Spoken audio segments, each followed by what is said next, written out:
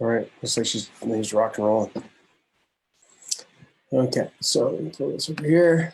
I'm going to have this awesome interview with my man, Mike. I'm just going to pull up Facebook, make sure that we're going there live now. And it looks like we are, bro. So let's do this. All right. So I'm with the Mike Meister, and we're doing a contractor success story. So guys, what we're here for today is really to reflect on somebody that you can relate to, a person that's in the trades and has had great success, but has come from a lot of areas of challenge that I think all of you guys can relate to. So we got a bit of an agenda here that we're going to be looking at. We're going to be talking about, we're going to cover off more than what's in this agenda, but we're going to talk about how Mike went from no cash to being able to see his bank account grow. You can see at the bottom of this that he went from being in the hole minus 80K to now on a monthly basis netting 20, 25K. And Mike, you're saying that it looks like in January you're going to finish off with 50K, right? Yeah. Perfect. I'm going to introduce Mike, my man. I'm going to introduce you in just a second. Okay. We're going to talk about, guys, it's so critical, right? I mean, we're quoting all these jobs and we're like asking ourselves, are we quoting these jobs profitably? We're going to add to that agenda item and make sure we talk about like how to run these jobs profitably, but it starts with making sure you're pricing your jobs profitably. Mike didn't know, again, I'll get Mike to speak to this in a bit, but he didn't really know if he was pricing his jobs profitably or not. He didn't know where the leaks in profit were. Business was in chaos, right? And he's brought it back to control. We're going to talk about the strategies, the tactics, some of the tools that Mike used. So enough of me chatting here. Let's put the mic to the mic. Yeah. Right? I mean, and you're in the band, right, Mike? So it's that's right. Okay, perfect. I'm gonna be using that all day, just like the adage of the guy when he's at the Hoover Dam. Like, man, the dam, Yeah. So all right. So Mike, introduce yourself. Tell us a little bit who you are. Tell us about. Okay. I'm Mike Lively. I'm from St. John, New Brunswick, here in Canada on the East Coast. I've been in business, a painting business for 10 years now. And I would say before I joined PFC, it really wasn't a business. It was a high stress job. Background is painting. I started painting when I was a young age. And then I was really good at it. And I thought, you know what, I could probably do this myself. And well, here I am 9 years later. Just like that, later. Yeah. Just like that. Tell us a little bit about your family and things of that nature. Yeah, I have 3 daughters. I have a 12-year-old daughter. From a previous marriage, and then I remarried a couple years ago. And I have 2 young girls, they're Irish twins. They're 11 months apart. So they're the same age every year for 10 days. The business I have right now is at the house I live in. We just bought our first house a year ago. Good, man. And yeah. Perfect. Okay. So let's talk a little bit about, and how many guys you got? 11.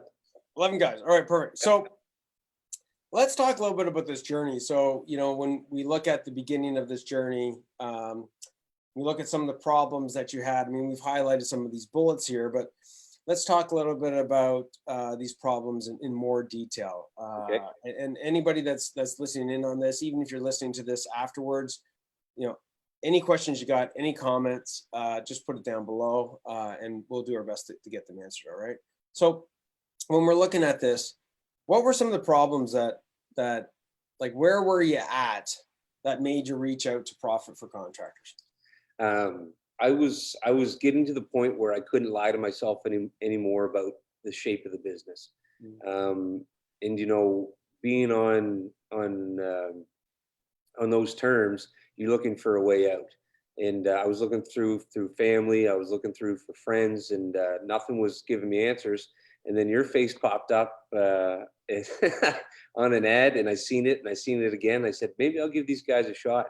So, being in the position I was in, I reached out, and, I was quite glad I did. But to speak about the chaos that was happening in the business, it was disorganized. There was no organization. I had no idea if we were profitable. I thought we were, because there was lots of money coming in. But at the end of the day, we were still scraping the bottom to make payroll, and I just didn't know where the money was going. And the guys that worked here, there was I would say D employees that were taking advantage of the company. You know, it was just the perfect storm. Whatever was happening, it wasn't happening good.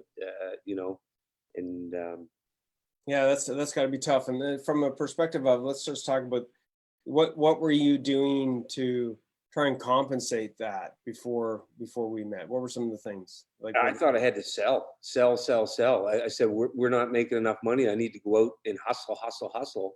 Right. And I was taking every client. It didn't matter, you know, if they were A, B, C, or D clients. I was trimming numbers to get jobs, you know, because I thought I could just sell my way out of it. Totally. Yeah. So when you look at this,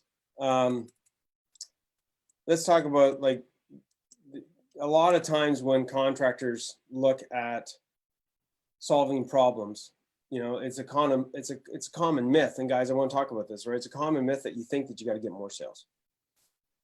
And I'm not going to say that you don't need to get sales. Of course you need to get sales, okay?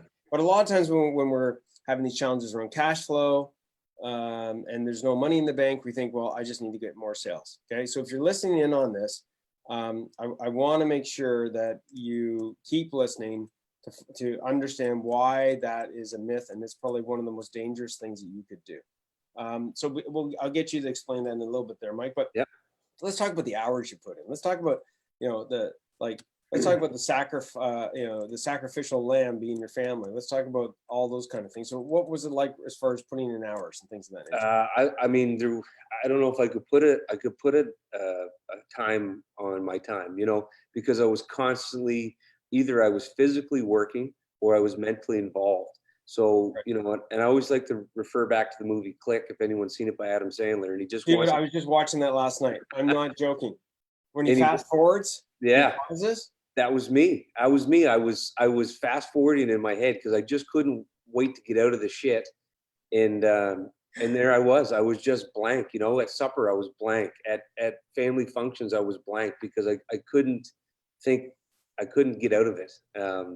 So, you know, it caused a lot of stress with my wife, my family, me missing a lot of time as my little girls are growing up, with my oldest daughter, you know, spending time with them. Yeah, and just not really being able to be there for them or other family members, including, you know, my mother, my grandmother, those, you know, just being present. It took all my energy, and that was just one part. You know, actually going to work and doing work. I mean, I probably put in 80 hours some weeks, you know, 60, whatever it took, right? Because you know, I've got a very strong will, and I'll die on that treadmill. For sure. So there's the other myth, everybody. Okay. Again, we're gonna snuff out and crush these myths of, you know, if you're struggling right now, if you're really trying to improve your contracting business, you know, trying to get more sales or thinking that sales is going to be a solution, trying to put in more hours, you know, and you know, 50, then 60, then 70, then 80 hours. I'm just going to sacrifice. Hey, it's going to get better. You know, it's, you know, Mike, I know you're a great guy. You know, I know your intention wasn't to, you know, sacrifice the family or things of that nature, but like, what made you then go, like, I got to give this a chance. I got to do something about this. Like, maybe this guy, you know, this weirdo guy, Andrew, can help me. What was it? What were some of the things that resonated with you to make that happen? Well, you know, and it was your initial story about, you know, I related to your story about coming home late for the 8th time in a row. And, you know, I would walk through the door and I would totally forget that it was, you know, I would forget an anniversary. I would forget a date night. I would forget, you know, one of my oldest daughter's recitals at Christmas time. Like, I would sacrifice those things in order to try and get ahead, you know? Right. Totally. I'm sure a lot of you guys can relate. So let's get into the nuts and bolts of some of the things that we worked on and the progress that you made. How long you been part of the PFC family, the Champion CEO family? I joined in late August. So that's not too Yeah. long. Okay, perfect. And you're ready to pack her in, right? Yeah, I was ready to. I'd said this isn't for me anymore. I just after 9.5 years, I said, you know, it's not worth it anymore. I'm going to go. Maybe I'll just go flip burgers at McDonald's and just be a part of. You actually thought that, eh? Yeah, I thought that maybe I'll go be a bartender. Maybe I need a part-time job to compensate for, you know, to help make ends meet. You know, I was looking for a way out. You know, it's sad to say, but you would have been more profitable working at McDonald's, actually. That's right. Is it true? And it is true now, you know, and I couldn't find that truth at the time. Right. Yeah. Okay, so let's talk about some of these things we'll feather in. So the first thing is Right. about the cash flow, right? Like what were some of the things that you know, when you look at your situation of cash flow, you're minus $80,000 in the hole. I think you said something to me one time about you had to go borrow money from your grandmother. Is that right? Yeah. So that was probably my 6th or 7th year, and I was into the government for a lot of money because I couldn't manage cash flow. I couldn't manage anything, so I was using their money to pay bills, and they were coming to collect, and it was going to take the business. So I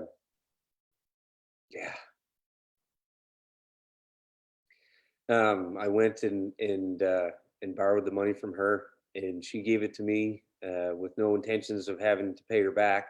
And when I took that money, I said, I'll never let this happen again. And it did, and it happened again. Right. And then for me, that was unacceptable. There was a principle within myself that I had crossed, you know, and to be in that situation again and to, you know, use her money in vain, really hurt me. So I bet you. That's tough stuff, right?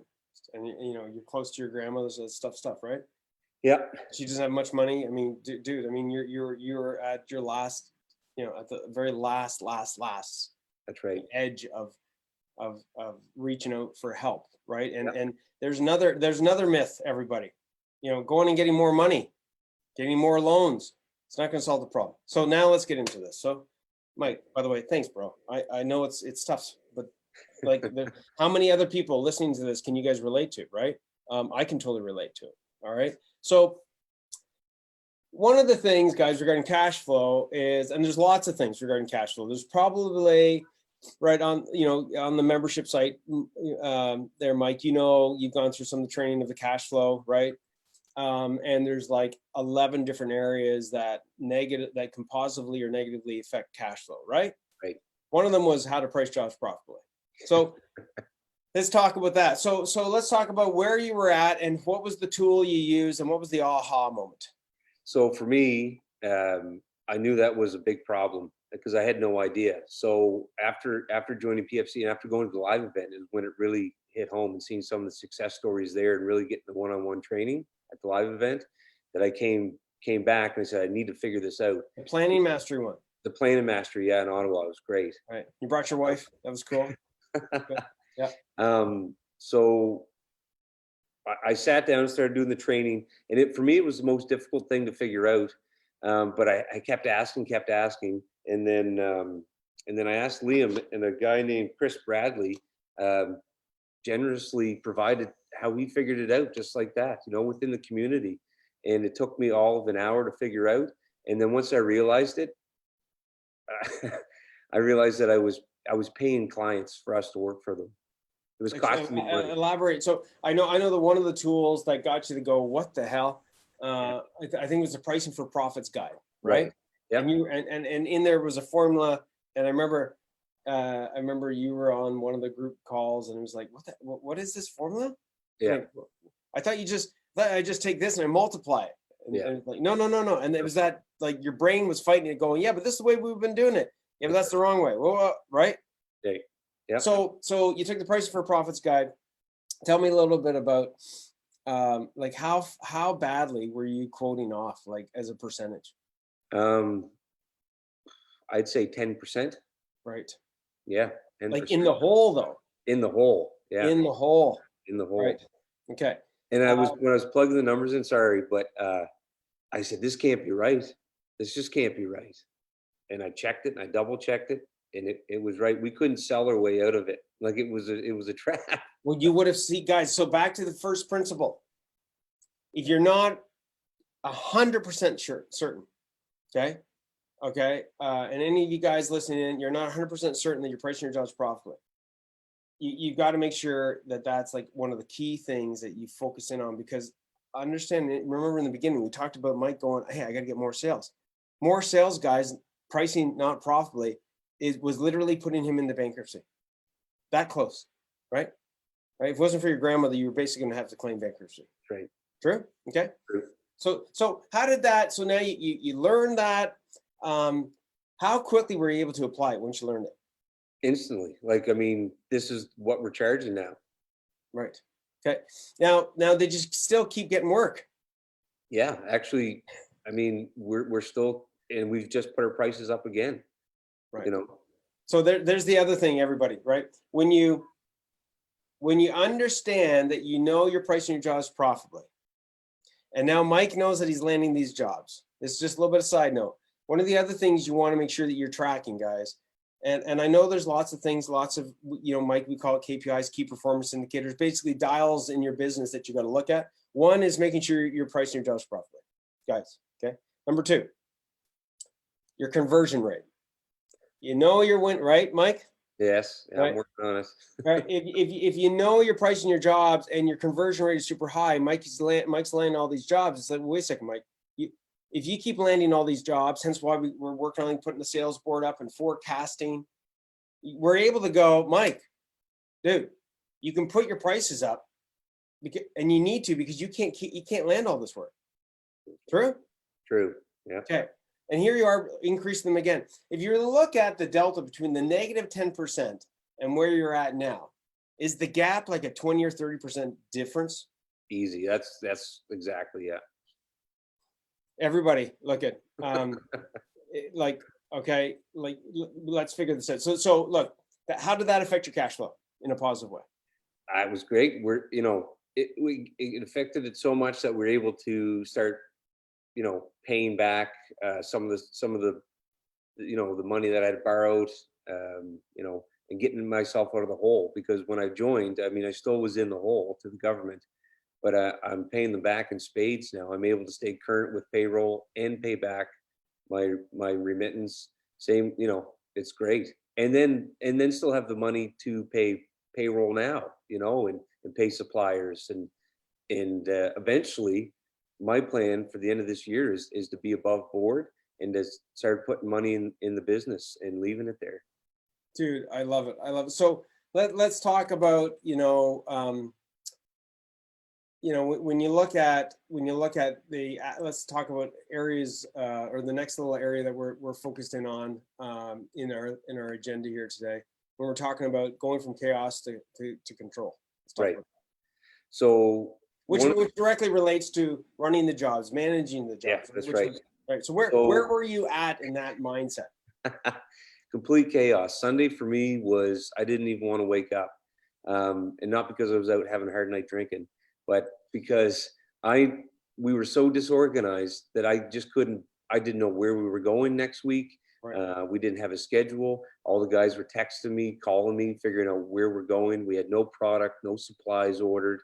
And then we'd hit Monday and it was just complete chaos. And by the time we caught up from that, the week was half over. So, that was one area. We were so busy. We had taken on so much work to compensate for our cash flow issue that I had so many employees. I had 19 employees, and there was no way I could manage them all. So money was flying out the door there. Right. And, it was turmoil. It was literally chaos, right? Chaos. Yeah. Everybody, chaos breeds chaos. So let's talk about some of the simple things that we put into play. So we sat down, we talked about the top 5 money-making meetings, and we're not going to cover them all off today, but let's talk about the, the couple of them, the Monday and the Friday reflection, and whatever you'd like to elaborate on. But go ahead. Yep. So the biggest impact in our business And the quickest win that I've had so far is a Monday morning meeting. Bang. Like it was so, besides finding out that took a little bit of time to figure that out. But a Monday morning meeting you can do now, and it doesn't have to be perfect. It just has to be rough. Get the board up, write some stuff on it, get the guys together. The first one was like pulling teeth. They didn't want to, there was no information. They didn't get it. But now we do one weekly, and I'm telling you, that thing runs like a top, and guys are talking it and planning out the jobs and what they need. And I need you to help me with this. And oh, I'm going to be done here on Tuesday, so I can help you with this. They're already figuring it out for themselves. I love it. And we have all the product and all supplies ready at the shop. So on Friday, so that when they get there Monday, they're ready to go. And, you know, we're out of there at 8:30, and they hit the week strong. So, you know, I think a lot of people listening in on this, they might think that meetings are a waste of time. And the meetings that you used to have, did they feel like a waste of time? Yeah, because it would happen maybe once. I thought I was doing good having a meeting once every 3 months. And, you know, that is ludicrous. I mean, it's just chaotic, right? You know, but having one, that was a new idea. Having one, I'm like, there's no way I need a meeting a week.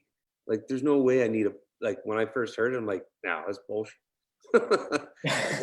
I don't need to have a Monday morning meeting. That's overkill. But it's not. It's not. It's so crucial. And it just turned the momentum just is, yeah. So you took the top 5 money making meeting tool, and listen, guys listening in, if you're interested in getting that, hey, and Champion CEOs, you know, there's a lot of people that are new to the group. You might not know, hey, what is the top 5 money making meeting? You can definitely get that in the membership site, but if you want it, just type that in and we'll get it to you. And for others, if you're interested, you can type it in as well. But look, if you look at it, that document, tell us about it. Like, how structured, how easy was it for you to take the agenda that was in there and apply it? I mean, it was, you hit print and you carry it down to the board, and then you get your information you want on the board and you put the two together. Pretty good, right? Yeah, I mean, it's right. Now let's look at this as far as the Friday reflections. Now you set up the Monday base, and everybody listening to this, think about this. Maybe you're thinking like Mike. Maybe you're thinking like, okay, do I really need a meeting every week? Yeah, you need actually more than one. You need quite a bit. Okay. Think about the complexity, everybody, of running a job, whether it's a painting, an insulation, you know, building a home, whatever it is, electrical, right? You name it. Okay. Mechanical. There are so many different physically moving pieces, right? And all that stuff is in your head, and it's in your team's head. And if you don't set it up so that you're communicating and optimizing your communication, like a champion CEO, you're not going to set up your week for success. Okay. Let alone trying to get your day set up for success. And Mike, let's look at this. We're going to look at your numbers here in just a second. Okay. So I got them pulled up here, and you're kind enough to share them. But I want to show you guys what this does. Okay. So when we're talking about, and Mike, help me with this. Is this big enough, dude? Or yeah, no, that's great. Can you see it? All right. Yeah. You good? All right. Yep. So when you're looking at this, like, let's look at this. Tells a story, right? That's right. Now, do I got these backwards here, or no? That's good. Right? No, it's perfect. So Okay, that's good. January 1st of the year. So let's look at this, right? So you came in around just before August, right? No, in August. Yeah. In August, right? In August. Okay. So look at this. Tell us this story. That if I didn't know anything about numbers or QuickBooks or anything like that, I would say it went from chaos to control, right? Totally. I mean, look at that. Look at how up and down everything is, and you know, look at the profits. Look at the in May. I mean,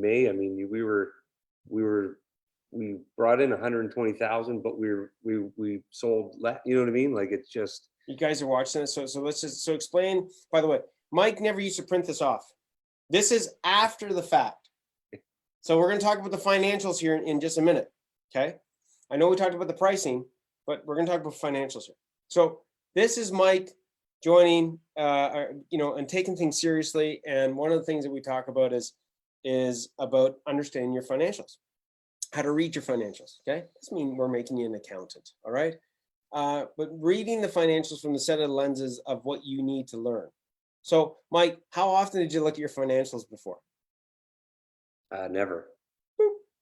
Zero. Okay, actually, you don't even get 2 zeros; you just get 1.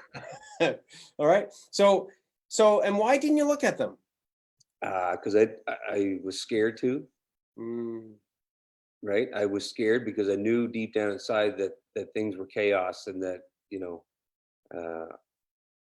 and I just, again, I was under that disbelief that I could just sell my way. If we just, last year was the biggest year we ever had in the company, 1.1 million, and I had no idea how to manage any of that. Right. Look at the amount of money I left out there. It's amazing, and the thing is, you didn't even know it. I had no idea. You know what? I'll be straight up with you. It's almost good that you didn't, because you probably would have thrown the towel back over here. Yeah. Well, it's true, right? To a certain degree. So, now you look at your financials, all right? And tell us a little bit about the training, some of the stuff that you learned, right? I learned about variable costs. I had no idea what they were. I learned about fixed costs, the most important one, and managing that, and adjusting that for our sales forecast. So right now we're in a kind of a lean period. So we look at our fixed costs. What do we need to get out of there so that we can make it through until it's a bit more, robust. And there's programs, there's different things that we pay for each month that we can scale back on. So that helps the bottom line. And I always looked at the top line. I seen $1 million and I thought, we're in the money. I thought, all is good.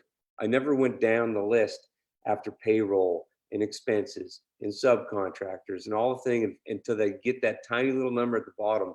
I always looked at the top line. I thought, that's great. Never looked at the bottom line. So I want everybody that's listening in, okay, all those champion CEOs out there. If I ask you this question, this is going to be a determining factor. This will be an indicator that you need to step your game up and get insights on how to reach your financials and how to generate these reports and things of that nature. I have a funny suspicion, anybody that's listening, that if I asked you to type in what your total sales were, you'd know what they are. But if I asked you what your profits are, what is your bottom line profits, most would not know. And that was you, Mike. That's right. No, I always went with the top line. That made me feel good, right? Because your mindset, Mike, was programmed the wrong way. I mean, most of the other contractors you hang with, they were thinking, and they still think the same bloody way, don't they? That's right. Hey man, I'm busy. I got all these sales about this new truck, but I got no money. Well, they won't tell you that, but no. That for in the most case, that's happening. So look, guys, Mike, dude, we get another 5 minutes here or so, my man. But when we look at this, guys, was going on and on for 9 years. And back to the Monday morning meeting. Every single week is an opportunity for you to be successful and for your team to be successful. Every year you got 52 innings. Okay, you got 52 innings. You're either pricing your jobs profitably all the time. You're either out of chaos and into control of managing your jobs. And managing your jobs, and Mike talked about the Monday morning meeting, Friday reflection. There's a lot of other areas, but these are some simple, super easy things to get started, right? Understanding how to manage your cash flow and forecast it, and that has got to do with looking at your numbers. And Mike, how long does it take you to print off a report like this now? I can pull up my phone and see it in two seconds. And it's right there. It's what would you say to somebody who says that, I can't do that, I can't learn that? What would you say to that? I don't know how candid. I think you would do what you're doing right now. You'd laugh at them.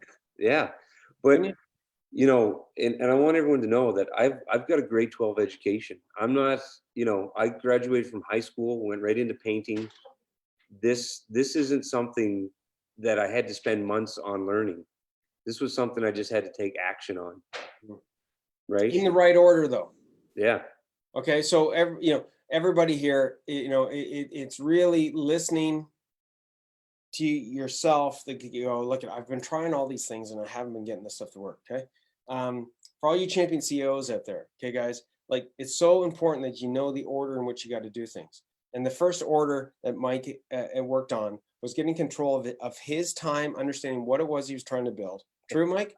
Yeah. Time and team. Yeah. Time and team, baby, because he can't get control of your time and what it is you're trying to build. How can you get control of your team? Right. Your team's time.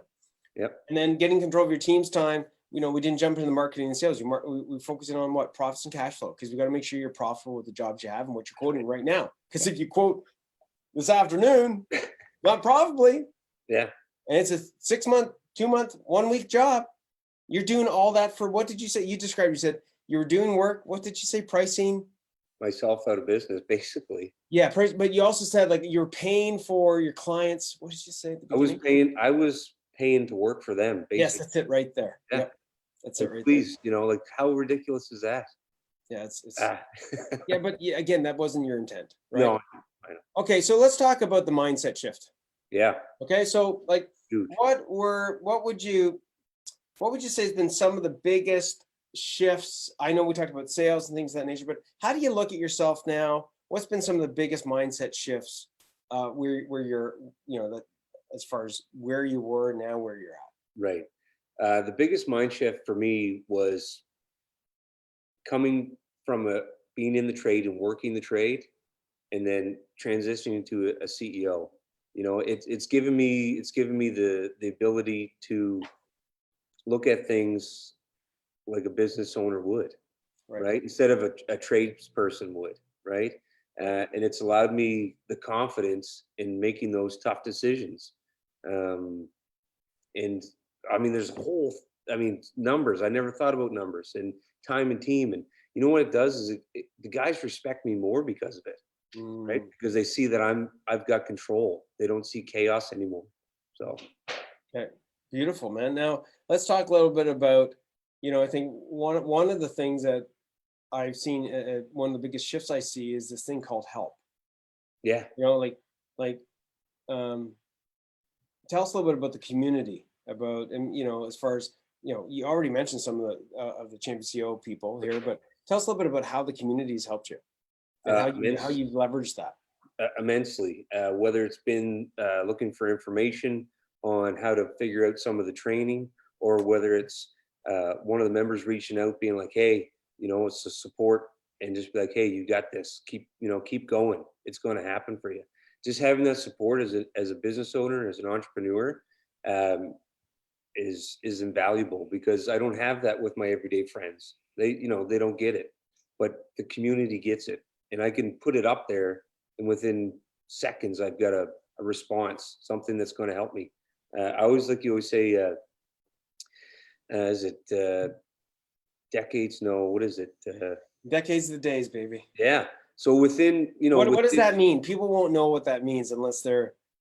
So that means to break it down, within a couple minutes, I've got contacts over 1,000, probably let's say 1,000 years worth of business entrepreneur experiences. That means I don't have to reinvent the wheel. That means there's people out there willing to help me with what they've already done, and then I'm able to help somebody else. So it's like quick, you get it quickly.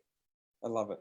And here's the thing, like everybody, I had my own contracting business, right? I mean, I struggled for almost a decade, and then, and I had this breakthrough aha moment. I won't get too deep into it, but I realized, like, I used to build automation lines. I had this big company with these, people, what have you.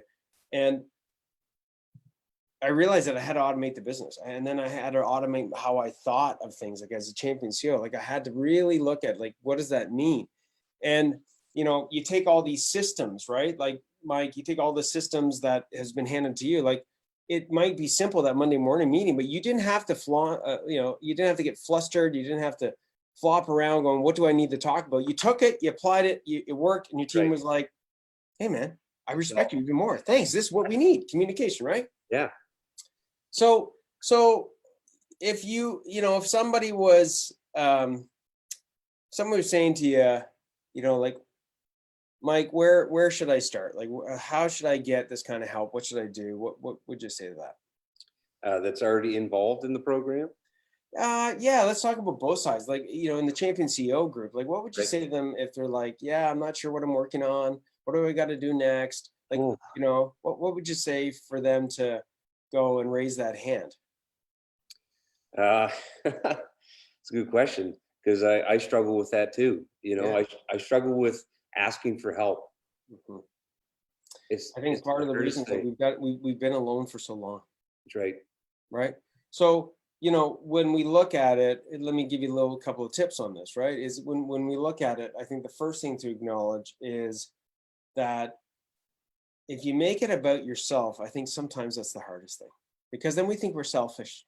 We Yeah, we think, oh, I'm asking for I'm asking for me, for me, for me, and I think that's part of the problem when you're a really good person, that's is right. you don't do that, right? Like your head goes, you know, either A, I don't want to ask because then I'm taking, or I don't want to ask because I'm going to feel stupid. But Yeah, you're thinking about you.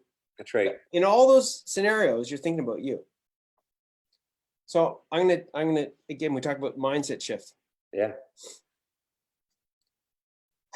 What would the set of lenses be from somebody else that has the same problems as you? In I'm other words, glad someone asked a question. right. So when you're asking a question, okay, Yeah, anybody listening in on this, raising your hand up for help helps other people. that's So right. is it easier, Mike, if you were to look at it and go, hey man, if I need help on this, maybe there's somebody else that needs help on this. Would Yeah, that help? absolutely. Yeah. Yeah, I never thought about it that way, but Hey, that's dude, good. hey, that's why you're here, dude. Okay, so anybody else listening, there you go. I didn't plan to cover that off, but when we say to ourselves, oh my God, somebody else is struggling with this, there could be a whole bunch of people struggling with this. How many people, Mike, did know that how many people don't know the power of the Monday morning meeting? Maybe a lot of people. Right. But now they're listening to this going, shit, man, I got to get that document. I got to get that. I can put that in play. Mike did it. I can do this. Right. But if you can always think about other people, that when you ask a question, you're actually helping other people because other people have that same question, That's right. then that's a much easier approach. Then we're not making it about us. Does that make sense? 100%. Okay, beautiful, Yeah. beautiful. All right. So, what would be the first thing that you would post? We just talked about something today prior to going live. What would be something that you would post in the group that you're going to post in the group that helps somebody else, not just help you? Uh, about my sales board. Yes. Yeah. So, what would the question be like? Like, what would you say? I need help. What's the best way? Where's the best spot to put a sales board? And Dude, that's it. Okay. Right. And in that Champion CEO group, right, you're going to get people probably posting their pictures. Here's where I put it. Here's why I put it this way. I had it here, put it there. Now you don't think about the hours they took to try and figure that out. That you just get to go, right? And then there's going to be a whole bunch of other people that are going to go, Mike, I was thinking the same thing. yeah, Now that's going to make you feel good, right? that's right. Good. Okay. So look, the first thing you did was raise your hand to get help, and that's how you came into this.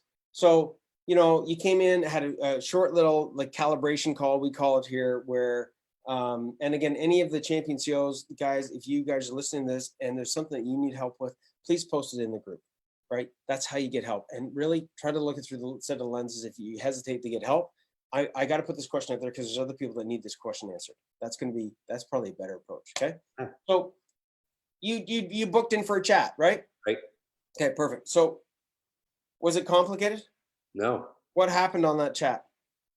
Uh, It was like 15 minutes or something, right? Just see if or how we can help. yeah, 15 minutes, and within 15 minutes, I was like, yeah, this is what I need to give this a shot. And it was very simple. It wasn't a pressured phone call. It wasn't nobody was trying to shove it down my throat. It was like, this is what we offer. And if you're in the situation you're in, then we can Right. help. Right. And we really, it was about identifying the roadblocks, the things that were holding you back.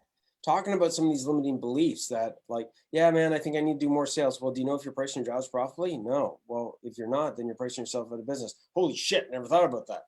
How do you make sure you price profitably? How can you do that? Well, here's this tool, right? Right. Okay. All right, perfect. So look, guys, get the help that you need.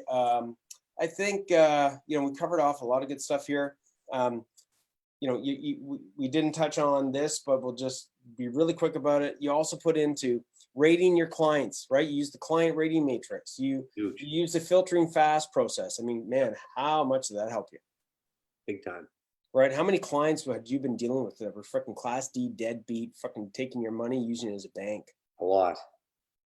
Right? A lot. And what it does is it kills morale. It just kills the guys. It kills it because they want to do a good job, but every time they show up there, the client's nitpicking and you know, causing this, that, and the other thing, and they get discouraged. So then their work effort goes down, and they're wondering, what is he doing? You know, why is he allowing these people out? Why is he killing us with these clients?